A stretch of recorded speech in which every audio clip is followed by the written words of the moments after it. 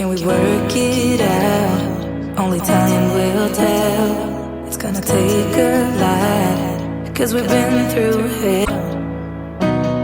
Only time will tell. Why do you keep telling me nothing? But I know life lost, at least they say something. Still. Ladies and gentlemen, you are listening to Life Well Lived by Amabala Stephen. It's an engaging and enlightening talk show on life, relationships, and the business of life. Grab a cup of juice and just chill. Life Well Lived by Amabala Stephen. Live life. Live fully.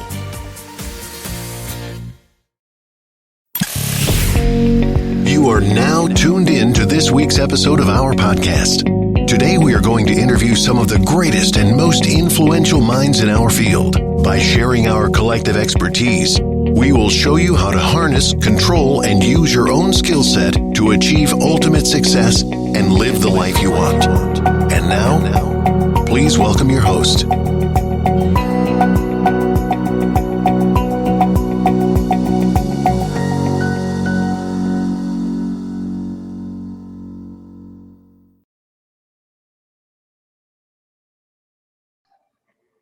Great to have you on the show today. My name is Amabala Stephen, and welcome to Life Well Lived by Amabala Stephen. Now, if you want to catch up with any of my missed episodes, simply go online and search for Life Well Lived by Amabala Stephen on any podcast distribution platforms. Perhaps you can hook up with me on all my social media handles on LinkedIn at Amabala Stephen, on my Facebook page, Blue Buttons Communications Network, on my Instagram page, Amabala_X, perhaps on my Twitter handle, Amabala Eliza. Now, on today's show, I have Purdeep Sangha, who is an entrepreneur and internationally acclaimed personal coach and advisor to businessmen. Welcome with me on Life Well Lived by Amabala Stephen, Purdeep Sangha. Hey, thanks, Amabala, for having me on your show.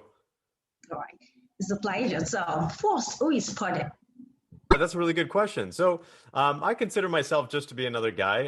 So I'm a husband, I'm a father, I'm a guy that loves to live a passionate life. If I don't have passion, I just don't feel aligned with myself. And I'm just someone that likes to push myself past my limits every single day. And by doing that throughout my life, I've learned that there's certain tricks and systems that people can put in place to perform better, achieve their goals, and ultimately just live a more fulfilling life. So my life is really dedicated around helping other people.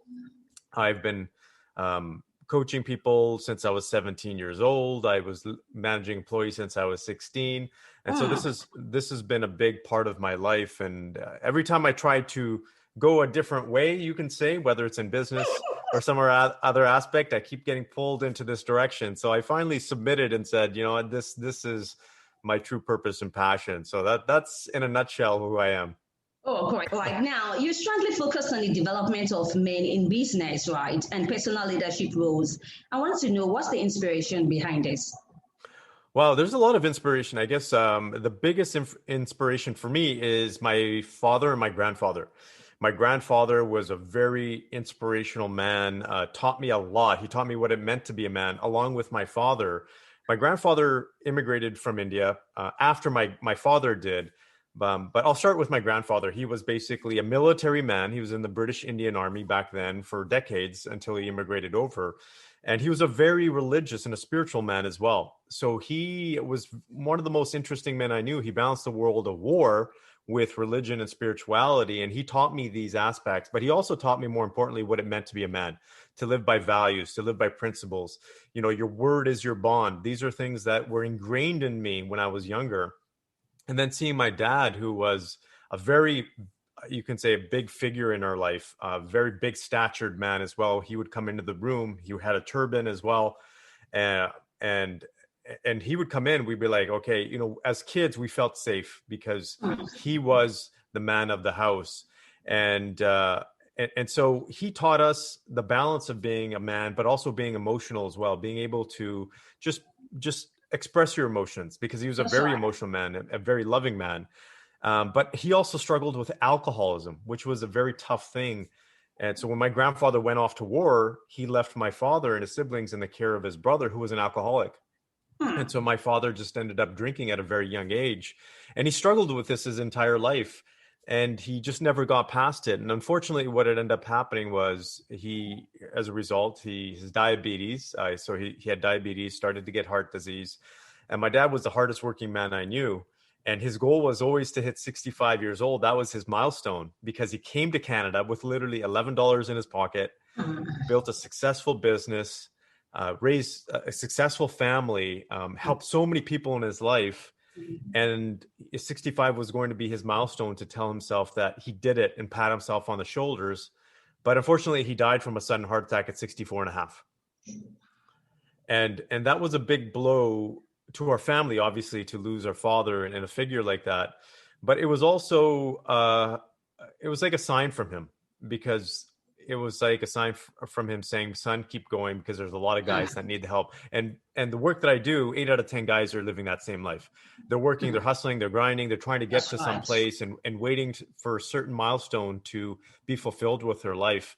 And it's a big challenge in today's society. So that's why I really do what I do, is because there's a lot of resources for women, very few for men. And on top of that, there is such a lack of leadership, where we need to bring the leadership back into men, what it really means to be a man that lives with values, with principles, your word is your bond, standing for a greater purpose, but also relieving that tension between men and women right now, because there is almost it is a power struggle. We're seeing it in the corporate world. Absolutely. We're seeing this now trickle into families. Well, who wears the pants in the family? All of this is not doing any good for the next generation of kids. That's right. So for me, the ultimate reason why I do this is so we can raise a more mindful society and get back into a world that is where people are helping each other rather than actually hurting each other. Oh, great. Thank you for that introduction. Nice one. Now, what defines a family man? Oh, well, a family man is a man that, well, here's my definition of it personally, is a man that obviously has a family, but also is considerate and mindful of what it means to be the leader of his family. That is the most important thing. How do you lead your family? What is your role? What's your expectations? How do you protect your family? How do you teach your family? How are you there to understand your family, raise healthy and happy kids, but also putting your family as a priority and having the freedom and the autonomy to be able to spend more time with your family when you need to or want to, because a lot of us men these days identify ourselves more with our jobs, our careers, and our businesses rather than with our families. And that's a tricky slope because it means that family comes as a second priority. And we know from studies that it's very important that kids be raised in a healthy household. With loving parents that love each other and that are there and present. And these things can become a challenge. I think the biggest thing, if I was to say, that is plaguing men today, which goes into the definition of a family man, is to be present with your family, is to be there. Because a lot of men are there, but they're just not there in spirit and mind because they're thinking of something else. Absolutely, you're right. Now, let's talk about balancing priorities, which is just equal to just what you said. Now, how can a man strike a balance, right, between his personal goals and being a family man?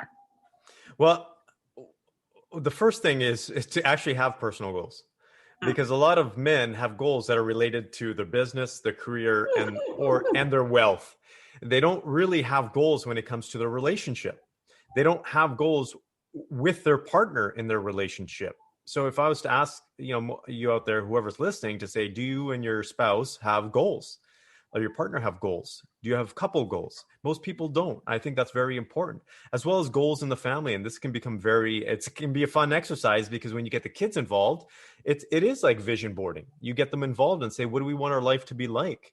You can create a vision board, get them to cut out certain things depending on how big your kids are, what age they are.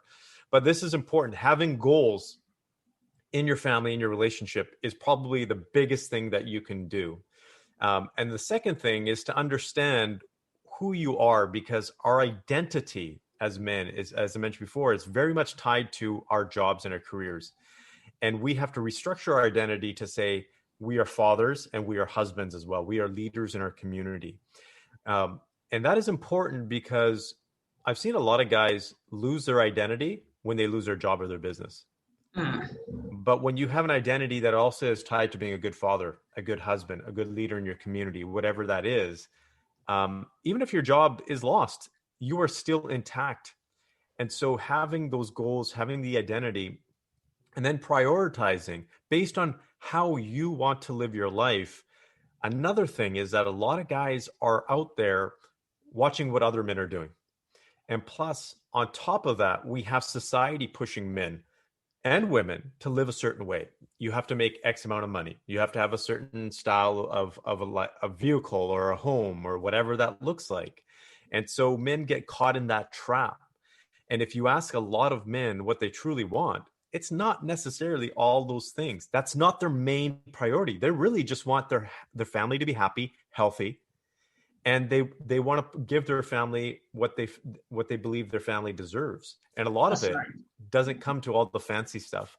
So it's really peeling back all those layers and getting to the foundation and the core of who you are as a man and what really drives you. And when you find that out and reprioritize your life based on that, you'll understand that you'll have all of the other stuff too, the fancy stuff, if you really want it. But it's the core stuff that you really get to focus on, which then drives the other elements. Oh, great. Thank you so much for that. Now let's talk about your book, The Complete Man.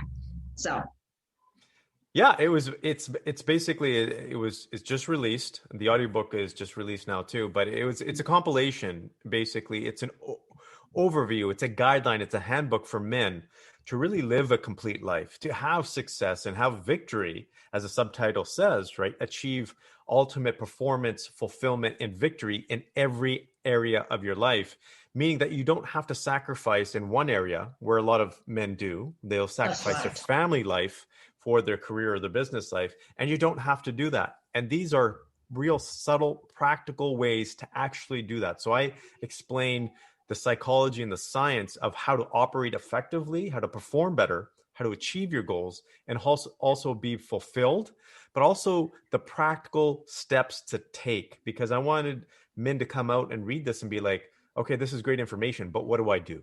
And each chapter has a summary section, which is, okay, here are the steps or the action items that you can actually do to improve based on that particular chapter. So it's, in a lot of ways, it's also giving men, I don't like to use the word permission, but it is giving men permission to live the life that they want to live, rather than submit to all those other pressures. Oh, absolutely. Thank you so much. So how can we get that book? Is that accessible? Yes, it's simply, you can go to Amazon. That's the easiest way, but you can also get a copy through my website at a discount, which is completemanbook.com. And you can also get, that's for the physical book. You can also get the audiobook if you prefer at completemanaudio.com. And if you use the promo code VICTORY75, all one word, you'll get 75% off the audiobook. Oh, great. Thank you so much for that. Now, I'm talking about psychology there. How does high-performance psychology come into play when it comes to the masculine gender? It's really interesting because it's a blend of psychology and science and biology and evolution, you can say. Because we confuse, there's a lot of stuff that came up back in the 60s and 70s when people talked about culture and nurture is what defined a person, right? And that's when psychology was getting even bigger, where people were saying, well, you can shape a person based on putting them in a certain environment. But we have to understand that we are creatures of biology as well. And there's a combination then. So men operate on different hormones than women do, for example. And so it's important to understand how that impacts our psychology. Here's a simple example that I talk about in the book is testosterone. At times, we can have 100 times more testosterone than women. And we also work off of vasopressin, which is another male, you can say, hormone. And what that does is it bumps up our aggression, our level of aggression. And so when we see men who are being aggressive or acting aggressive or feeling aggressive, more importantly, I shouldn't say acting out aggression, because that's why we have our brain, is to actually, tone down that aggression and see where it's appropriate, but understanding it's not a bad thing. When boys want to play and roughhouse, that's okay, because their testosterone is way more greater than a young girl at that time. Absolutely. So all of these elements impact how men are being perceived or shouldn't be perceived, because now there's this thought that masculinity isn't too much masculinity is a bad thing. And it's not. It's like saying femininity is a bad thing. It's not. Everything is good in proportion to the situation that you present it in.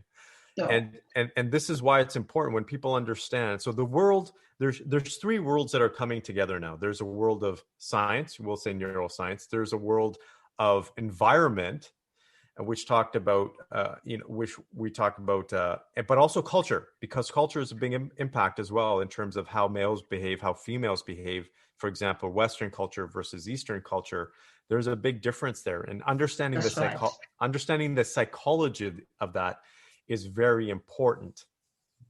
Right. Now, it's been well lived by Mobile Steve, and here I am with international acclaimed personal coach and advisor to businessman Purdeep Sangha, who's been sharing his professional prowess on the subjects of leadership, the masculine gender, and more to come. Now, what do you want to say about women that are taking up leadership positions, in this era? Oh, I would say just keep doing it, because I think it's much needed.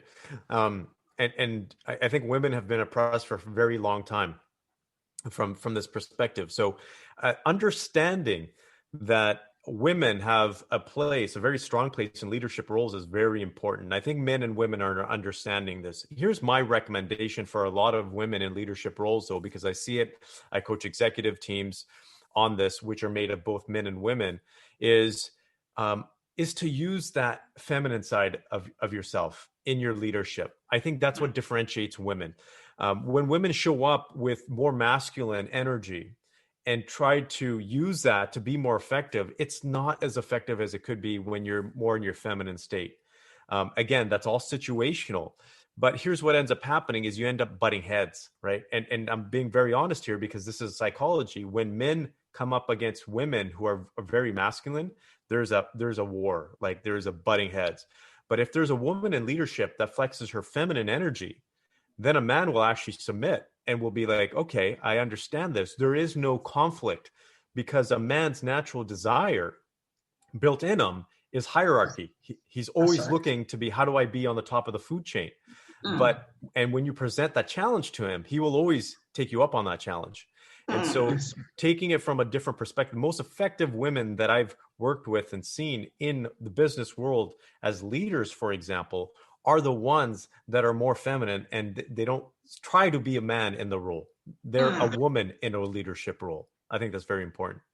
Oh, great. That's very deep. Now, as an advisor to businessmen, what three major questions will you ask the founder and CEO of a business organization who is planning on retiring, in a few months' time?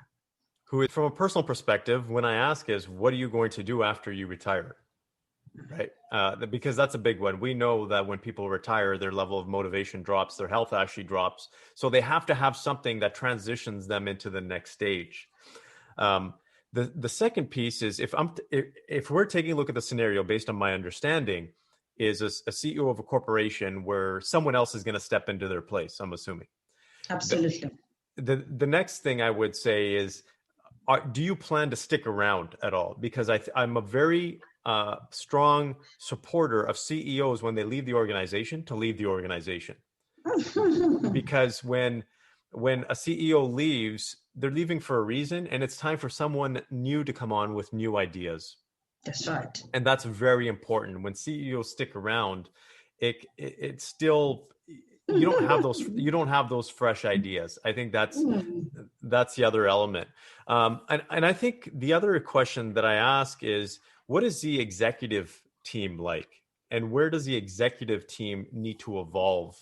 Because a new CEO can come on and they'll have their own thoughts, their own ideas in terms of what the CEO or what the executive team looks like. But I always like to know from the existing CEO how the executive team is operating, what's going well and what's not going well, because that's a big sign of what's going to happen going forward.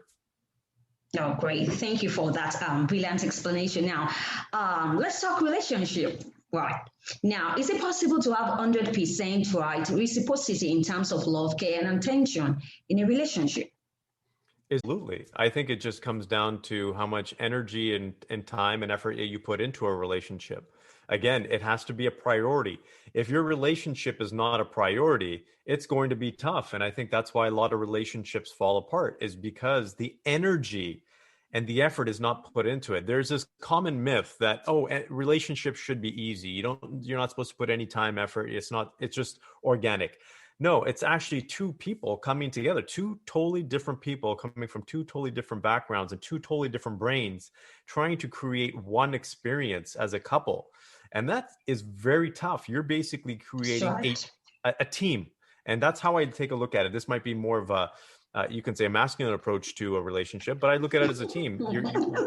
You're working together, and each person should be showing up. And I like to say every day, but that is, I would say that that is challenged because everybody goes through tough times, right? There's people That's that right. have if someone loses a parent, for example, you can't expect your spouse to be 100% in the relationship. It'll take them time to recover.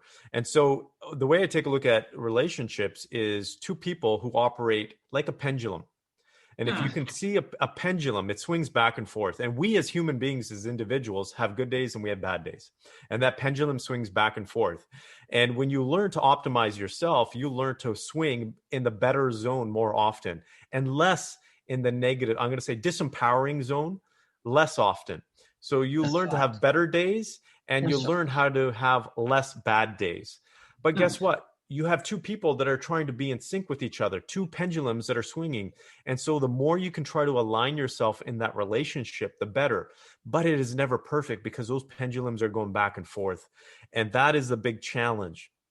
You might have a couple or a person be in a relationship where you're gung-ho, you're happy one day, but your spouse is not. And you're wondering, like, why the heck are you not happy? And you might have a bad day and then your spouse is having a great day and she or he is asking that same question. And so it's just trying to be on the same page more often. But to answer your question, it absolutely can happen. It takes intentional work, effort, and That's time to right. put into it. It's an evolution. Right. Absolutely. Now, to my last question, I'll be really having a word time with you. Now, do you have any business idea you want to share with my audience, especially in this pandemic era? Yeah. I would say my biggest, I keep telling people about this because no one has really jumped into it and hasn't created a big brand around this. But I would say addiction clinics for smartphones and technology. I think we are there already. Society hasn't really admitted, we see articles popping up every once in a while, but society, it's like smoking, right? Smoking was accepted for a while. And then now if you see people smoke or something, you're like, oh, what's wrong with this person? Like, are they, do they want to die early? Not that they're bad or anything like that. It's just, you wonder, do this person even care about their health? Or, a woman drinking while she's pregnant, it's at one point that was acceptable. It's not acceptable anymore.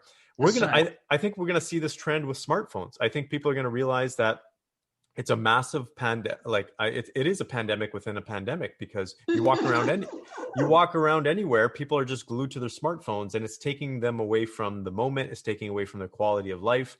That's right. I'll share one study. Is Disney it did a study in terms of, this is a number of years ago, of what the number one impacting factor on the child's experience in their theme parks. So what was impacting their experience of their guests coming in, the kids? And it was their parents' smartphones. That was the biggest factor for the experience that the kids would have. If you walk in there, and we were there probably a few years ago in Orlando, Florida, parents are walking around with their smartphones all the time where they should be engaging their kids. So this is an epidemic. This is a challenge. People will start to say now, I'm a smartphone addict. And so if you have a clinic or a program or a system to get people unhooked from technology, that I believe is going to be a big money maker in the future. Oh, great. Looking forward to that. Now, do you have any project you're working on? Yeah, my biggest project right now is I took a pause because I wrote the book over the last year and was launching the book. But this year is full force. We are doing a project where we're doing more group coaching for men. I'm super excited about this program because it's called the Complete Mastery for Businessmen. And it is basically taking the concepts of the book and making it practical and taking men through it over a course of 12 weeks. So they come in, being, you can say in most cases, feeling incomplete, and they come out being complete and performing at their best and being fulfilled with their life. So I'm excited about that. Oh, great. I wish you best of luck in that project. Thank you so much. All right. So any parting word for the audience? Yeah, I would just say this is a challenging time right now with COVID, but you got to keep moving. You got to keep moving forward because we will get through this, and we're going to get through this stronger. And I believe that we will end up doing that in 2021 for sure. All right. Thank you so much, Purdeep Sangha, for coming to Lawali Mobilas TV. Now, it's been an amazing time on today's show. Let's do this some other time. I made a no man. I said, tell me your story.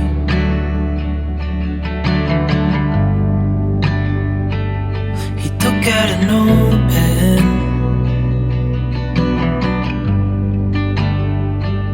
and wrote something for me.